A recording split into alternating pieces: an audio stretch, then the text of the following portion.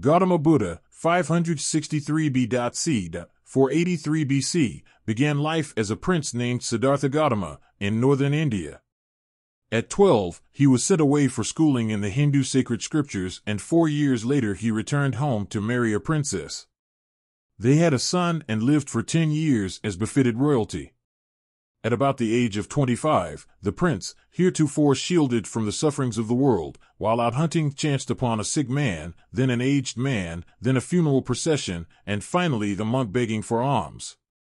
These sights so moved him that he at once went out into the world to seek enlightenment concerning the sorrows he had witnessed. He wandered for 7 years and finally sat down under a peepal tree, where he vowed to stay until enlightenment came.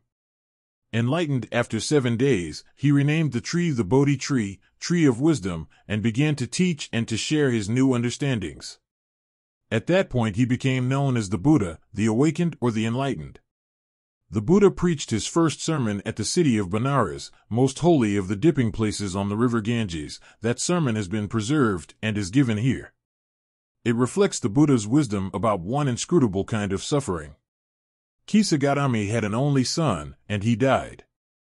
In her grief she carried the dead child to all her neighbors, asking them for medicine, and the people said, "She has lost her senses. The boy is dead."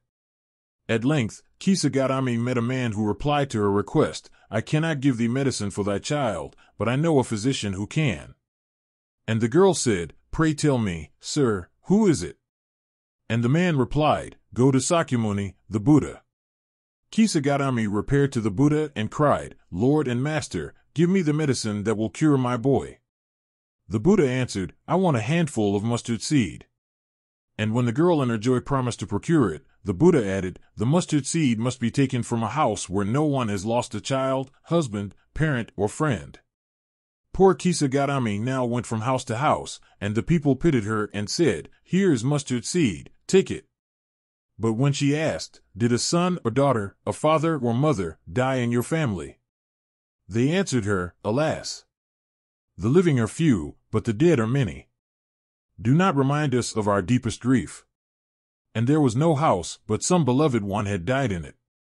Kisagatami became weary and hopeless, and sat down at the wayside watching the lights of the city, as they flickered up and were extinguished again.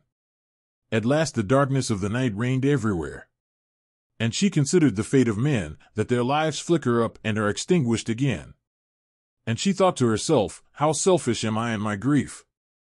Death is common to all, yet in this valley of desolation there is a path that leads him to immortality who has surrendered all selfishness." The Buddha said, "The life of mortals in this world is troubled and brief and combined with pain. For there is not any means by which those that have been born can avoid dying. After reaching old age there is death. Of such a nature are living beings. As ripe fruits are early in danger of falling, so mortals when born are always in danger of death. As all earthen vessels made by the potter end in being broken, so is the life of mortals. Both young and adult, both those who are fools and those who are wise, all fall into the power of death, all are subject to death. Of those who, overcome by death, depart from life, a father cannot save his son, nor kinsmen their relations. Mark.